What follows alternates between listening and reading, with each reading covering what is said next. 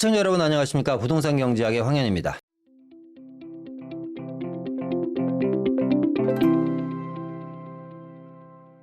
자, 오늘은요, 대한민국에서 가장 중요한 입지를 가지고 있는 곳입니다.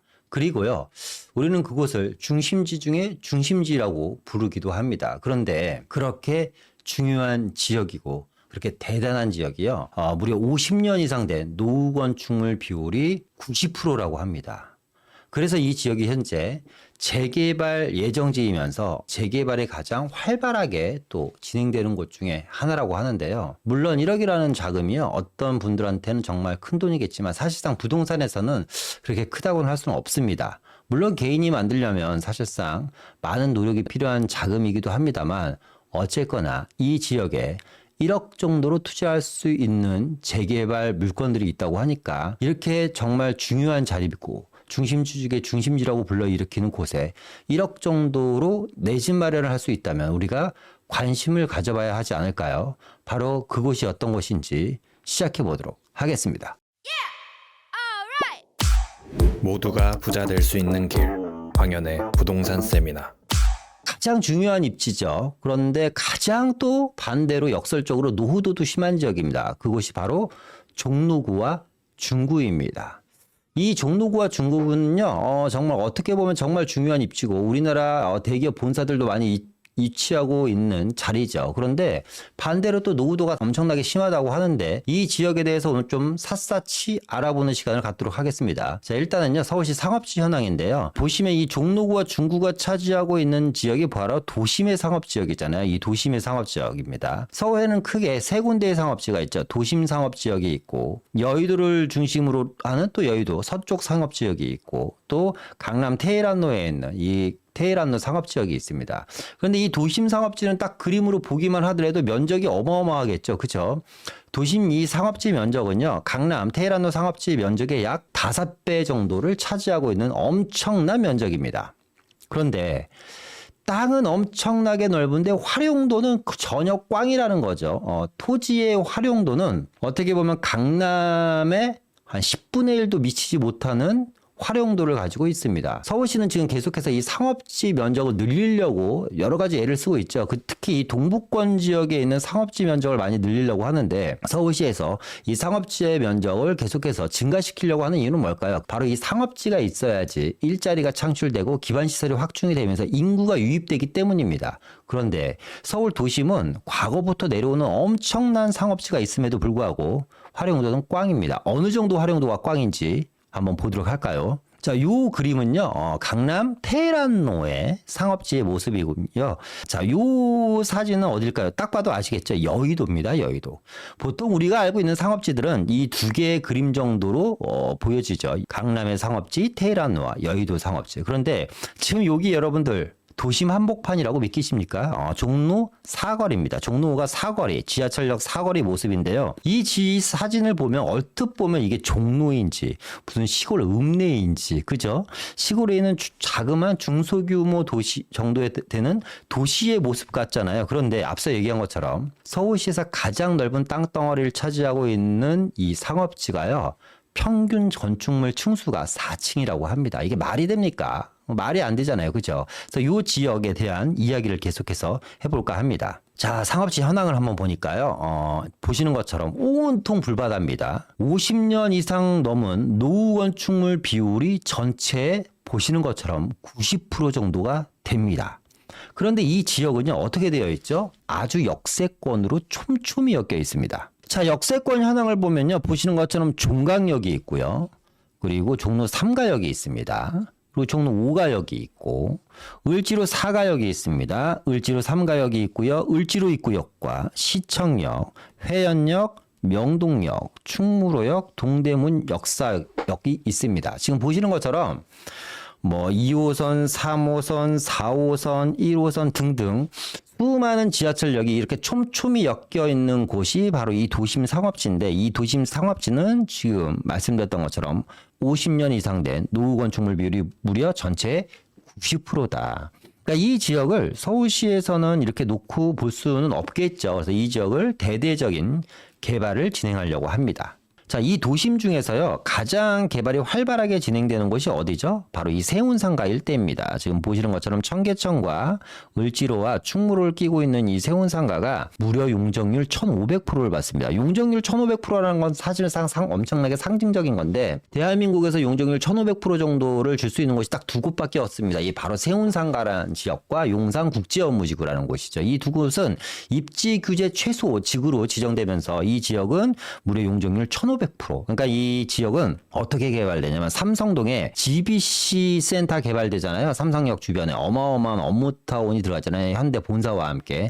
그런 식으로 이 동네가 아마 도심의 GBC라고 생각하시면 될 겁니다. 어쨌거나 이따 보여드리겠지만 어마어마하게 이 지역이 개발이 될 예정이다. 근데 여기만 개발되냐? 그건 아니겠죠. 우리가 옛날 모습을 한번 볼까요? 자, 지금 보여드리는 사진이 세운상가 설 건립 전에 종묘 일대입니다. 지금 보면 지금 요 자리가 요렇게가 지금 세운상가가 들어가 있는 자리고요. 요 자리가 종묘 주차장 자리고 여 뒤쪽이 창덕궁 자리입니다. 자, 보시는 것처럼 예전에는 저렇게 뭐 아주 어떻게 보면 이 사진 보니까 옛날에 더 좋았던 것 같아요. 서울이 만약에 이런 모습으로 온전히 보존돼 있으면 어떨까? 이 사진을 보니까 그런 생각도 드네요. 지금처럼 우죽선으로 어디는 개발되고 어디는 엉망진창이고 이렇지 않고 이런 모습을 그대로 잘 유럽처럼 간직했다면 아마 야 이것도 역시 어떻게 보면 세계적인 관광 자원이 될 수 있지 않았을까라는 생각이 드는데 어쨌거나 도시화와 근대화에 맞춰서요 이 종묘 주변이 이런 식으로 그 자리가 세운상가가 건립이 됩니다. 대한민국 최초의 주상복합 아파트고 예전에는 상당히 권력자들이라든가 부자들이 많이 살았던 그런 고급 아파트가 바로 이 세운상가죠. 이 세운상가 그림을 잘 보시면요. 재밌는 게 하나 보이는데요. 이 위쪽은 이제 사실 여기가 이제 청계천이 이렇게 흘러가고 있는 거예요. 청계천이 흐르고 이쪽이 이제 대한극장 정도가 있는 자리겠죠. 그죠? 충무로 쪽이고 지금 이 세운상가가 있는 자리 보시면 이 주변에 뒤에 이렇게 낮은 건물들이 보이시죠? 그죠? 이 낮은 건물들이 이 사진에만 존재하는 게 아니라 현재 2023년 우리가 살고 있는 현재에 존재하고 있는 건물들입니다. 거의 대부분이. 그러다 보니까 앞서 얘기한 것처럼 뭐라고 말씀드렸죠? 50년이 넘은 건축물 비율이 무려 90%다. 그러니까 이 세운상가만 개발이 됐고 이 주변에 있는 이 낮은 건물들은 지금 보시는 것처럼 옛 모습 그대로 간직하고 있는 것이 바로 이 도심의 모습입니다. 그러다 보니까 이 지역들을 한번 들여다보니까 이런 동네예요. 지금 여러분 이 동네가 이게 충무로 을지로 뒷골목이라고 여러분들 믿어지시나요? 충무로와 을지로 뒷골목의 모습이 이렇게 되어 있고요. 자, 오세훈 서울시장이 이 지역을 탐방하는 모습이고 그래서 이 지역에 대해서 대대적인 개발 사업을 진행하겠다라고 말씀을 하신 거죠. 그래서 왼쪽에 있는 모습이 지금 세운 4구역 철거 현장입니다. 세운지구는 전체적으로 계속해서 앞으로 5년, 6년에 걸쳐서 이주 계획이 잡혀 있죠. 그래서 이런 식으로 이제 개발이 됩니다. 전체 2구역부터 6구역까지 8개 구역으로 나눠져 있고요. 앞서 말씀드렸던 것처럼 이 지역은 강북에 특히 도심권에 삼성동 GBC라든가 아니면 용산국제업무지구급으로 지금 개발이 되는 겁니다. 어마어마한 개발 호재죠. 근데 우리는 이제 어떻게 보면 이런 지역에 대해서 관심이 좀 덜한 것 같아요. 물론 이제 뭐 투자금이 많이 들어가는 단점도 있긴 합니다만 어쨌거나 이 세운상가 일대는요 새로운 산업의 혁신 거점 지역으로 개발하면서 지하와 지상을 함께 개발하는 입체 복합 공간으로 개발을 합니다. 더군다나 지금 세운상가 이 개발 도면을 보시면 아시겠지만 이 창덕궁에서 이 종묘와 남산까지 이어지는 이 녹지축이 저는 사실상 의미가 상당히 있다고 보고요. 녹지축을 기준으로 해서 이 주변 지역은 어마어마한 부가가치가 아마 창출되지 않을까. 우리가 이제 대표적인 데가 어디예요? 성수동의 서울숲이라든가 연남동 같은 경우 가보면 연트럴타운 그죠? 이런 지역들이 뭐 철길이 녹지로 바뀌면서 그 주변에 땅값이 몇 배가 뛰었습니까? 보통 5배에서 6배 이상 지가 상승이 이루어졌잖아요. 그래서 이 도심에 청계천 물길과 함께 이런 대규모 녹지축이 만들어지고 이렇게 엄청난 엄분타운과 고급 주상복합들이 들어선다면 이 주변의 일대의 파급 효과 물론 이런 주변 지역들이 만약에 개발이 안 된다고 하더라도 연쇄적인 집가 상승과 함께 도미노식 개발이 이루어지지 않을까라는 생각이 드는데 세운상가만 개발하는 건 아니겠죠. 자, 보시는 것처럼 이렇게 녹지축이 참 멋있지 않습니까? 북한산에서부터 연결해갖고 이 창경궁과 종묘 그리고 이 녹지축이 이렇게 연결돼서 이게 고스란히 남산까지 이어지는 겁니다. 그러니까 북한산, 창경궁, 경복궁, 종묘, 세운상가부터 시작해서 이게 남산까지 연결되면서 용산 민족공원까지 연결되고 한강시민공원부터 시작해서 요 라인이 뭐예요? 한강 르네상스 라인이에요. 또 노들섬과 연결이 되는 겁니다. 노들섬과 연결돼서 국립현충원부터 우면산까지 녹지축이 대규모 녹지축이 만들어지는 겁니다. 무슨 얘기냐면 지금 서울시 큰 그림은 창경궁에서부터 시작해서 걸어서 용산 민족공원을 거쳐서 한강 시민공원까지 걸어서 이동할 수 있는 녹지 보행 축을 만들겠다라는 거죠. 이 구간 상당히 저는 앞으로 미래의 발전 가능성이라든가 가치 면에서 의미 있는 공간이라고 봅니다. 자, 그래서요. 앞서 우리가 이렇게 된 노후도 90% 있는 도심을 봤잖아요. 그런데 누가 봐도 이걸 이렇게 놔두면 안 될 거 아닙니까? 그죠? 그러니까 상업지라는 것은 결국에는 이런 식이나 이런 식으로 개발이 고밀도로 돼서 여기서 많은 일자리, 그러니까 개발이 돼야지 되는 이유가 단순히 집가 상승이라든가 토지 가격 상승, 건물의 가치 상승만을 위해서 뭐 자본가들에 대한 투기를 위해서 개발하는 게 아니고요. 이렇게 개발을 해야지 많은 기업들이 들어오고 외자가 유치되고 이 안에서 뭐가 창출되죠? 인프라와 일자리가 창출되는 거거든요. 그러니까 이런 지역들을 이렇게 개발을 해야지 될 거 아닙니까? 그죠? 그래서 서울시는 이 도심권에 대해서 대대적인 정비구역을 지정을 합니다. 일단은 기본적으로요. 파란색으로 표시되어 있는 서쪽 지역이 있고 동쪽 지역이 있습니다. 동쪽 지역은 이 빨간색 박스권으로 지정이 되어 있는데 여기가 동대문역 일대 예정구역을 확대하겠다는 거죠. 그래서 연지동이라든가 충신동, 인익동, 효재동, 종로, 주교동 뭐 여러분들 잘 모르시는 동네들이 많죠.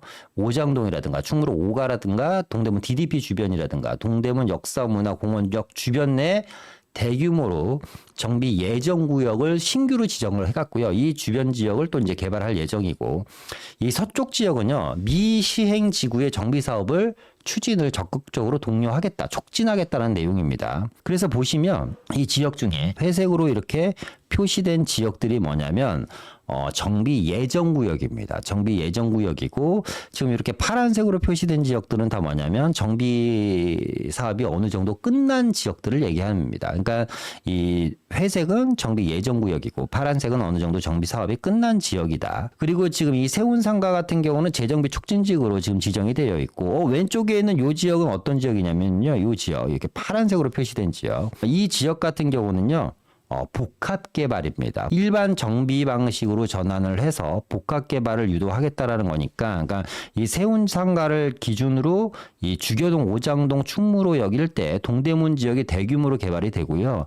또 을지로 삼가 주변이 또 충무로와 함께 대규모로 이제 재개발이 될 예정이고, 나머지 이 지역들은 이제 개발이 진행된 곳들이 있고 지금 말씀드렸던 것처럼 이렇게 회색으로 표시된 부분들은 도시환경 정비 사업으로 정비 예정 구역으로 구역 지정들이 되어 있습니다. 그러니까 앞으로 이 도심의 재개발을 우리가 좀 기대해 볼 만한 가치가 있고요. 이 도심 재개발이 이루어졌을 때 인접지의 파급 효과는 엄청 나겠죠. 그죠? 뭐 예를 들어서 동대문 일대 재개발이 된다면 창신 숭인 뉴타운이라든가 이 아래쪽에 신당동 지역 같은 경우도 엄청나게 파급 효과를 볼 거고요. 그죠? 이 사직동 주변이라든가 그죠? 이 아래쪽은 어디예요? 이게 부가현 뉴타운이잖아요. 이쪽은 이제 서계동이라는 동네고 후암동이라는 동네가 이 아래쪽에 있고 이제 이런 지역들이 좀 어느 정도 또 계속해서 시너지 효과를 이루면서 개발을 독려할 수도 있겠죠. 근데 여기서 별도로 드리고 싶은 얘기는 뭐냐면 지금도 이제 중요한 핵심적인 요소가 나오는데, 그러니까 알겠어요. 이렇게 도심이 상당히 노후됐고 50년이 돼서 건축물이 상당히 많아요. 그래서 이렇게 대대적인 개발 사업을 하는데 이런 지역, 이 도심권에 사실상 우리가 투자를 하려면 큰 돈이 들어가지 않습니까? 왜냐면 기본적으로 평당가가 1억대가 다 넘다 보니까 그죠? 뭐 10평만 사도 10억이에요. 근데 여기는 주택이 없고 뭐 빌라 같은 게 있으면 대지집은 3평짜리 뭐 한 3억 주고 사면 되는데 그런 게 없이 거의 다 소규모 상가 건물로 되어 있다 보니까 1층짜리도 뭐든 간에 어쨌거나 대지 지분을 기본적으로 15평, 20평씩 깔고 있는 상가로 되어 있다 보니까 소액 투자가 힘듭니다. 그런데 앞서 얘기한 것처럼 이 지역이 개발되면 인접지들이 상당히 많이 영향을 준다고 말씀을 드렸는데 지금 말씀드렸던 도심만 개발되냐 그게 아니라는 거죠. 어디가 개발되죠? 바로 아래쪽에 있는 남산이라는 지역이 자리를 잡고 있죠. 이 남산은 또 이번에 대규모 규제 완화로 인해서 고도 제한이 풀리죠. 그러다 보니까 남산 주변 지역에 있는 이 주거 지역들이 지금 새롭게 곽강을 받고 있습니다. 그래서 우리는 이 도심뿐만 아니라 도심과 연계되어 함께 개발이 될 수 있는 남산 쪽에도 관심을 한번 가져봐야지 될 텐데요. 보시는 것처럼 이번에는 남산 주변의 주거지역 현황을 한번 보겠습니다. 남산 주변의 주거지역 현황을 보니까요. 남산 주변 지역은 지금 현재 회원역과 명동역과 충무로역과 동대입구역 이렇게 지하철 이 아래쪽은 이제 약수역이 되겠죠. 약수역으로 연결이 되어 있습니다. 그러니까 남산 주변 지역은 거의 다 뭐예요? 역세권이라는 거죠. 그래서 회연동과 남산동과 필동과 장충동과 다산동으로 남산 주변 지역은 현재 중구만 놓고 보면 이렇게 동네들이 연결되어 있는데요. 말씀드렸던 것처럼 이 도심 전체가 엄청난 개발 현장이고 세운상가 개발 현장이 딱하니 버티고 있죠. 그죠? 그리고 녹지축이 이 필동 예장동을 통과해갖고 남산까지 연결이 됩니다. 그래서 이번에 이 남산이라는 지역 역시 고도 제한이 풀리고 재개발에 대한 기대감이 높아지다 보니까 도심과 함께 우리가 반드시 관심을 가져야 될 지역은 바로 이 남산 주변 지역이다. 이 남산 주변 지역은요 상당히 아직까지 우리가 저평가되어 있습니다. 같은 남산이라고 하더라도 용산에 붙어 있는 남산 그죠? 후암동이라든가 해방촌이라든가 이태원이라든가 한남동 같은 경우는 용산 자체가 갖고 있는 큰 힘 그리고 용산 자체가 갖고 있는 프리미엄에 의해서 개발이 언제 될지도 모릅니다만 묻지마 프리미엄이 다 붙어 있는 상황이에요. 근데 지금 말씀드리는 이 중구 쪽은 최근에 회연동 같은 경우가 이제 지구단이라든가 각종 여러 가지 개발 계획 등으로 인해서 조금 뜰 뿐이고 아직 남산동이라든가 필동, 뭐 예장동, 장충동, 다산동 같은 경우가 좀 조용한 상태거든요. 그러니까 지금 아직 좀 조용할 때 남들이 많이 모르고 있을 때 물론 이 영상을 나가서 이 영상이 나가시면 또 많은 분들이 또 이제 관심을 갖고 또 이 지역에 대한 현장 답사를 하고 하시겠지만 어쨌거나 아직까지는 우리에게 기회가 있다. 이 남산 주변 지역만도 마찬가지로 노후 건축물 비율이 거의 무려 80%에 육박합니다. 엄청나죠. 그러니까 당장 지금 재개발을 해도 전혀 이상하지 않은 지역이 바로 이 도심권에 있는 남산 주변 주거지 현황이다. 자, 다 아시는 얘기일 겁니다. 오세훈 서울시장이요. 서울시 남산과 국회의사당 등을 올 7월 달에 높이 제한을 전면적으로 이제 다 완화한다고 발표를 했죠. 이거에 대한 기본 구상안이 올 연말이나 내년 상반기 정도에 나온다고 하니까 남산 주변에 대한 개발에 대한 기본 구상안이 나오면 늦는 거예요. 그죠? 여러분들이 잘 알아셔야지 될 게 뭐냐면 개발이라는 것은 돼야지 오르는 게 아닙니다. 개발이 됐을 때 가격이 확 뛰는 게 아니라 과정 중에 우리가 흔히 이런 얘기 하잖아요. 이슈에 사고 뉴스에 팔라는 이야기를 상당히 많이 합니다. 그렇죠? 그러니까 이런 이슈가 나왔을 때 좀 빠르신 분들은 이미 이 남산 주변에 먼저 선점 투자하신 분들도 계실 거예요. 이런 이슈가 터지자마자. 그러니까 지금 제가 이런 말씀을 드리고 이유는 뭐냐면 앞서 얘기했던 것처럼 1억이라는 돈이요. 정말 힘들게 모아야지 모을 수 있는 돈입니다. 일반인들 같은 경우는. 그런데 부동산 시장 안으로 들어오면 정말 1억 갖고 저기 미아리에 있는 빌라도 사기가 힘들어요. 그런데 우리가 지금 보는 데는 어디예요? 을지로, 종로, 충무로. 그죠? 명동은 지하철역을 끼고 있고 회원역 지하철역을 끼고 있고 충무로와 동대문 지하철역을 끼고 있고 그리고 대한민국까지는 아니지만 좀 오바지만 서울의 심장인 허파인 남산이라는 어마어마한 녹지축을 끼고 있는 주거지역을 1억 정도로 투자할 수 있다면 반드시 좀 관심을 가져봐야 되지 않을까라는 생각이 듭니다. 어쨌거나 오세훈 서울시장이 이제 재개발에 이게 남산 고도 제한을 전면적으로 완화한다고 얘기를 하니까 바로 중구청장이 김길성 중구청장이죠. 김길성 중구청장께서 자 남산 고도 제한을 풀어서 뭐 하겠다? 재개발 속도를 내겠다.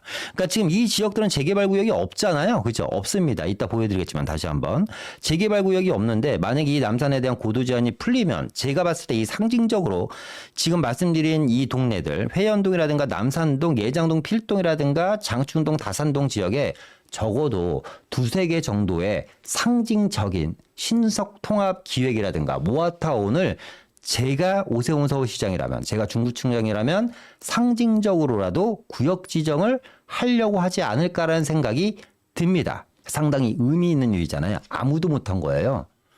40년 동안 남산은 개발하면 안 된다라는 게 머리에 박혀 있었습니다. 아무도 이 남산 고도 제한을 풀려고 하지를 못했어요. 근데 이거를 드디어 40년 만에 풀어버립니다. 자, 그러면 여기에 상징적인 뭐 이슈 하나를 꽂아줘야 될 거 아닙니까? 그죠? 그렇다 보면 상징적이라도 재개발 구역 두세 군데는 지정하지 않을까라는 게 저의 조심스러운 관측입니다. 상위 1%만 듣던 세미나, 이제 당신도 들을 수 있습니다.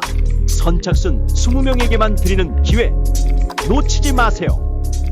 남산 주변의 주거지역 특징을 보면, 자, 첫 번째, 지금 보신 것처럼 노후도가 정말 심각합니다. 생각해보세요. 도심 한복판에, 그죠? 앞서 얘기한 것처럼 명동 바로 뒷골목에, 뒤쪽 블럭에, 충무로 쪽에 이런 지역에 도시가스가 안 들어온다는 게 믿기세요?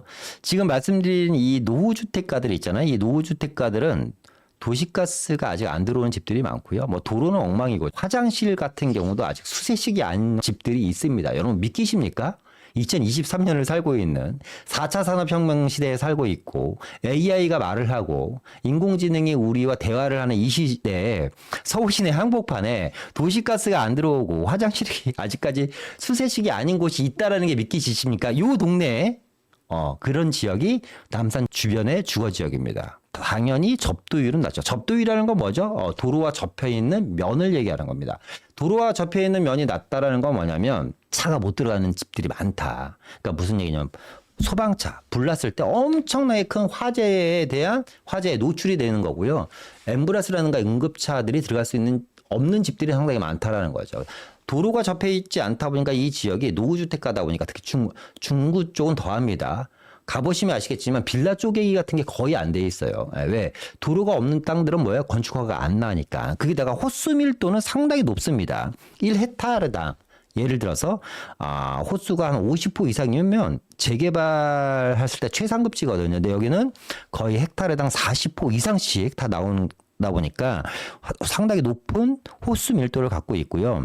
과소필지 역시 엄청나게 높습니다. 과소필지는 뭐냐면 말 그대로 작은 땅들. 그러니까 접도율이 또 낮은 데다가 작은 단독주택들이 많아요. 그러니까 뭐 한 40평 미만 단독주택들이 많다 보니까 개별적인 건축으로 인한 개발이 힘들다라는 거죠. 우리가 단독주택의 가치가 있는 게 뭐냐면 단독주택은 땅을 깔고 토지를 깔고 있다 보니까 단독주택을 허물고 혹은 다가구를 허물고 빌라를 지을 수도 있고요. 근린생활시설 7층짜리 건물을 지을 수도 있고 아니면 내가 임대사업용 주택으로 다가구라든가 도시형 생활주택을 지을 수도 있잖아요. 그렇죠? 이 지역은 과소필지가 많다 보니까 그러니까 쪼갤 수 있는 땅, 그러니까 건축을 할 수 있는 땅이 없다 보니까 과소필지가 높다라는 것은 건축할 수 없는 땅이 많다라는 거죠. 그러다 보니까 보시는 것처럼 노후도가 계속해서 쌓여가는 겁니다. 이런 게 남산 주변 주거 지역의 특징이기 때문에 제가 봤을 때 뭐 재개발을 해도 이상하지 않다. 자, 남산 주변의 재개발 현황을 한번 이번에는 보도록 하겠습니다. 남산 주변의 재개발 현황을 보면요. 일단 서울역을 기준으로요. 뭐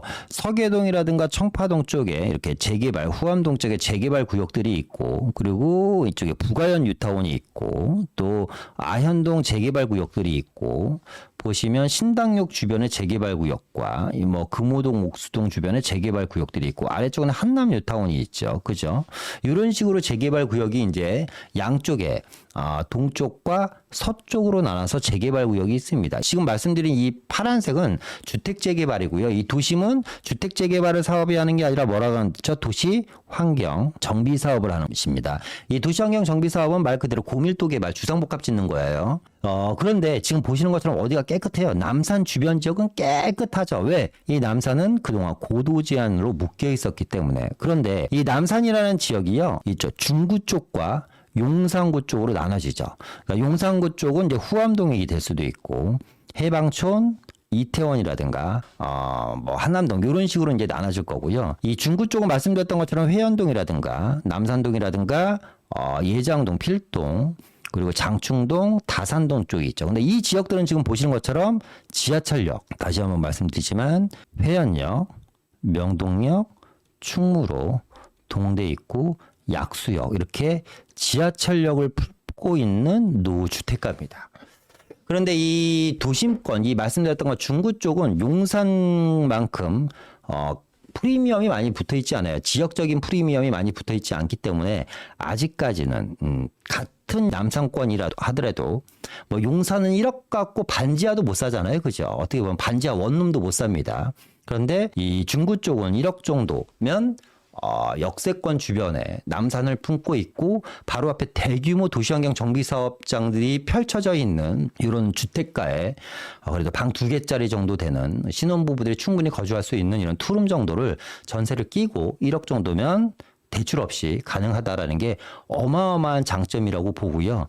그렇기 때문에 만약에 아직까지 재개발 투자를 못 하신 분이라든가 아니면 정말 좋은 지역에 하나 정도 좀 묻어두고 싶다라고 생각하시는 분들은 말씀드렸던 것처럼 한번 관심을 가져보시고 다시 한번 말씀드리지만 이 12월 달에서 내년 상반기 정도에 이 남산 주변에 대한 기본 계획이 발표되면 제가 중구청장이나 제가 서울시장이라면 지금 말씀드린 이 지역 왜냐면 용산에는 구역 지정이 많이 됐거든요. 이 지역들 중에서 임의적으로 고도 제한이 이게 전체 지역이 다 고도 제한이 완화되지는 않습니다. 그건 또 알으셔야지 돼요. 그러니까 지금 말씀드린 이 지역을 아무 곳이나 산다고 다 돈이 되는 거 아닙니다. 이 지역 안에서도 고도 제한이 완화가 되는 것이 있고 고도 제한이 100% 다 완화되지 않는 지역들도 있기 때문에 그런 것들은 여러분들이 좀 꼼꼼히 좀 알아보셔서 진행을 하시고요. 만약 이 지역에 투자에 관심 있으신 분이라면 아래 567-3095로 전화번호 나가잖아요. 저희 랜드스타 에셋이 함께 도와드리도록 하겠습니다. 어쨌거나 이 지역을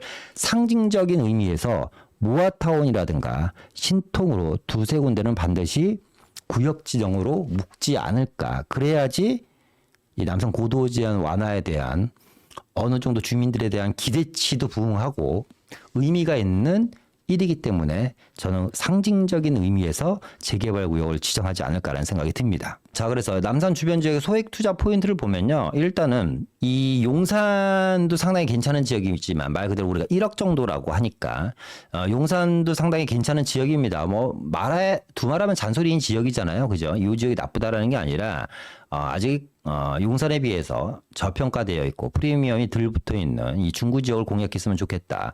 이 중구 지역은 역세권이면서 저평가가 되어 있어서 가격이 저렴하다. 그리고 이 중구 지역의 특징은 뭐냐면 전 지역이 앞서 보신 것처럼 초역세권이고 그러다 보니까 도심과의 접근성이 상당히 좋고 업무타운과의 접근성이 좋잖아요. 앞서 말씀 안 드린 게 있는데 이 도심 중심 상업 지역은요. 대한민국 100대 기업 본사의 30%가 입주해 있는 곳입니다. 그러니까 어마어마한 물량을 갖고 있는 거예요. 대한민국 100대 기업 본사의 30%가. 그러니까 이 100대 기업의 본사의 한 30개 정도가 이 중구와 종로 쪽, 이 상업지 쪽에 있는 거고요. 강남 테헤란로에는 100대 기업 본사의 6개 정도가 들어가 있습니다. 그러니까 테헤란로와 비교하더라도 대기업 본사 비율이 엄청나게 높은 거죠. 대기 수요 전 지역이 초역세권이다 보니까 뭐 대기 수요가 상당히 높겠죠. 실거주는 사실상 별로 없을 것 같아요. 집들이 너무 노후돼 있어서. 근데 임차 수요는 상당히 많다. 집이 조금만 깨끗하고 신축급이면 눈 깜짝할 사이에 새가 나가는 지역들이 있죠. 그러다 보니까 시세가 상당히 안정적이고 대기 수요가 높다는 건 무슨 뜻이죠? 전세 가격이 높다라는 거죠. 그러니까 소액 투자가 충분히 가능하다. 그리고 현재 이 지역은 도시재생 활성화 구역이면서 앞으로 계속해서 규제 완화가 되는 지역이죠. 앞서 얘기했죠. 세운상가 용적률 1,500%. 그리고 마지막 나머지 전체 구역들도 지금 각종 도시재생 활성화 사업으로 인해서 용적률 인센티브를 받으면서 계속해서 개발이 진행되는 곳들입니다. 이런 지역들이 도심 개발이 가속화되면 주변지의 집가가 같이 동반 상승을 하겠죠. 뭐 말해 뭐합니까? 일단 대한민국 최고의 입지를 자랑하는 곳이고 다섯 번째는 지금 우리나라는 인구 감소 시대입니다. 전 세계에서 가장 빠른 인구 감소가 진행되고 있고 또 도시도 역시 전 세계에서 가장 빠르게 소멸되고 있는 지역입니다. 이럴 때 과연 살아남을 부동산은 어떤 곳인지 지방에 있는 각종 기업들이요 인재난 그리고 이제 사람을 구하지 못해서 계속해서 수도권과 서울로 기업을 옮기고 있다고 합니다. 결국 서울은 점점 포화될 거고 서울은 점점 거대해질 겁니다. 특히 도심은 더해지겠죠. 그죠? 그런데 그러지 못한 지역들은 빠른 속도로 도시 소멸 시대를 맞지 않을까라는 생각이 듭니다. 물론 가슴 아픈 이야기고요. 우리가 진짜 머리를 맞대고 고민해야지 될 부분입니다. 정부와 국민이 모두가 뭐 제가 좀 오버해서 얘기하는 것 같긴 합니다만 이 인구 감소와 도시 소멸은 정말 대한민국의 큰 재난과 재앙이 될 수도 있는데 어쨌거나 이럼에도 불구하고 이런 시대에도 살아남을 지역은 반드시 있겠죠. 인구가 몰리는 지역은 반드시 있을 겁니다. 자, 6번째입니다. 남산 고도 제한 완화로 인해서 재개발 가능성이 앞으로 엄청나게 높아졌죠. 앞서 얘기한 것처럼 중구청장이 뭐래요? 남산 고도 제한 완화로 인해서 재개발에 대한 기대감이 높아졌다. 내가 앞장서서 재개발을 한번 진행해보겠다라고 김길성 중구청장이 직접 언급을 했습니다. 자, 7번째 뭐예요? 도심 소액 투자. 도심의 초소액 투자 1억. 잘 생각해 보세요. 1억 갖고 과연 지금 말씀드린 지역을 우리가 접근 가능한 것인지, 이보다 훨씬 못한 지역도 투자 금액이 2억대 3억대가 훌쩍 넘는 게 현실입니다. 서울이 아니라 수도권에 있는 빌라도 지금 1억 정도가 갑니다. 인천에 있는 빌라 살라고 해도 한 전세 끼고 한 1억 정도는 있어야 될 걸로 알고 있는데요. 다시 한번 말씀드리지만 종로, 을지로, 충무로, 명동을 품고 있고요. 서울의 가장 큰 허파인 남산, 그리고 엄청난 녹지축을 끼고 있는 곳에 1억 투자라면 우리가 반드시 한 번은 관심을 가져야 될 지역이지 않을까라는 생각이 듭니다. 다시 한번 말씀드리지만 남산 주변은 전 지역이 고도 제한 완화가 풀리는 것은 아닙니다. 그렇기 때문에 이 지역에 투자에 관심 있으신 분들은, 개인적으로 하시고 싶은 분들은 좀 더 공부를 열심히 하신다든가 좀 더 자료를 찾아보시면 어떤 지역이 몇 미터 정도의 고도 제한 완화로 풀린다는 것 정도는 아실 수 있을 거고, 잘 모르시겠다 이러시는 분들은 저희 회사로 연락을 주시면요, 저희가 정확한 데이터를 통해서 여러분들의 최적의 투자 상품을 안내해 드리도록 하겠습니다. 자, 오늘은 이상 마치고요. 오늘 내용이 좋으셨다면 좋아요와 구독 꼭 눌러주시고, 내용이 좋으시면 주변인들한테 추천해 주시면 더 좋겠죠. 그리고 많은 응원의 댓글 부탁드리고요. 저희가 매주 목요일과 토요일 날 아시는 분들이 이제 아실 거예요. 저희 사무실에서요 세미나를 진행합니다. 2023년 부동산의 대가 황현 대표가 돌아왔다. 이따 보여드리겠지만 너무 늦었어요. 사실은 좋은 선택하신 거에 대해서 축하드립니다. 일단은 감사합니다. 유튜브에서는 보지 못할 새로운 정보들. 2, 3년에 이렇게 벌겠다, 이거는 욕심이야. 황현 대표의 특별 강의 오직 20명에게만. 지금보다 더 큰 돈을 벌려면